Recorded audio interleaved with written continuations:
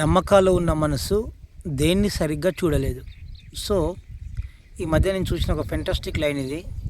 నమ్మకాలు ఉన్న మనసట దేన్ని సరిగ్గా చూడలేదు. అంటే మనం బిలీవబుల్‌గా, శాస్త్రీయంగా చూడలేమన్నమాట. నమ్మకం ఫర్ ఎగ్జాంపుల్ దేవుడంటే నమ్మకం. అక్కడ పంతులు ఏది చెప్తే అది చేస్తాం. నమ్మకంతో చేస్తాం అంతే. అది వాస్తవమా, ట్రూతా, శాస్త్రీయంగా ఆలోచించడము, మన బ్రెయిన్ అనేది పనిచేయదు అక్కడ. ఫర్ ఎగ్జాంపుల్ ఇప్పుడు మనం లవ్ ఈ మధ్య బాగా ట్రెండ్ అయిపోతుంది మనలో, ఈ టీనేజ్లలో దీంట్లో ప్రియుడు ఏది చెప్తే ప్రియురాలు అది వింటది. అది తప్ప ఒప్ప ఆమెకు తెలియదు. ప్రియురాలు చెప్తే ప్రియురాడు గుడ్డిగా ఫాలో అవుతాడు. వాడు వాడు సొంతగా ఆలోచించాడు. సో నమ్మకం అనేది చాలా మూఢ విశ్వాసంతో కూడుకున్నది. మనం శాస్త్రీయంగా నిరూపణ చేసి, అంటే గౌతమ్ బుద్ధుడు ఏం చెప్తారంటే ఎరుకతో బతకమంటారు. అంటే ఎరుక అంటే మనకు మనము తెలుసుకోవాలి, మనకు మనం ఆలోచించే శక్తి ఉండాలి.